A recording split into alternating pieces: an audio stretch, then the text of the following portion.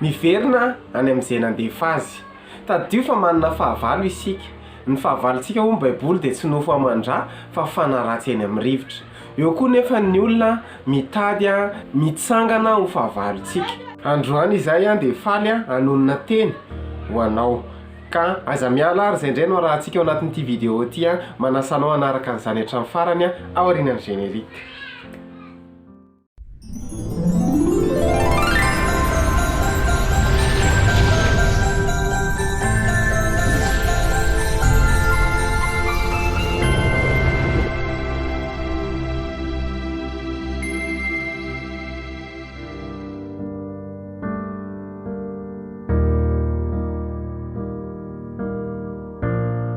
Faly miarabantsika rehetra tompoko tonga soa anatin'ity vidéo vaovao ity mino fahasalama tsara ianao. Miverina any amin'izay nandefa azy. Amin'ny anaran'i Jesosy Kristy no anononanay ninninna fikasan-drasan'ny fahavalo eo amin'ny fiainanao amin'ity taona 2024 ity dia miverina aminy izany amin'ny anaran'i Jesosy. Izay manohatra anao dia hiverina aminy izany. Izay olona miandry ny faharavanao no ahita ny fisandratanao. Izay miandry ny tsy fahombiazanao no ahita ny fahombiazanao. Izay amandrika anao dia izy ihany no voafandrika. Miverina any aminazy ihany izany. Ary amin'ny anaran'i Jesosy no anononanay fa izay te hamonanao amin'ity taona 2024 ity hiverina aminy izany ary izy ihany no faty. Izay olona te hanafony andronao dia hiverina amin'izany. Tadidio ny tantaran'i Davida sy Goliata. Goliata dia nikasamonan'i Davida.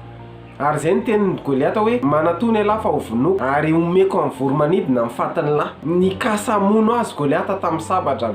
Izao nefa ny zavatra mahafinaritra rehefa niaraka tamin'Andriamanitra Davida, ny sabatry Goliata ihany no nahafaty azy. Te hamono an'i Davida tamin'ny sabatry Goliata nefa ny sabatry Goliata ihany no nanapahana ny tendany. Misy ten'Andriamanitra ho anao ato amin'ny Deutéronome 7:20 ny andininy 7. Atolotry Jehovah ho resy ao anoloanao ny fahavalonao izay mitsangana hiady aminao. Ka lalana iray no hivoahany anantona anao, fa lalana fito kosa no andosirany hialy eo aminao. Halleluja! Lalana iray nidiran'ny fahavalo teo aminao, fa lalana fito ny andosirany hiala aminao. Ary ninninna zavatra ratsy izay tsy voatomoko teto androany ka samy fahavalo aminao. Miverina any amin'izay nandefa azy amin'ny anara-maherin'i Jesosy.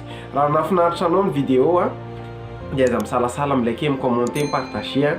Tsy andoavam-boly izany dia misaorantsika rehetra manaraka hatramin'ny pejy, mamay fotoana antsika amin'ny herin'ny YouTube izao indray. Veloma tompoko!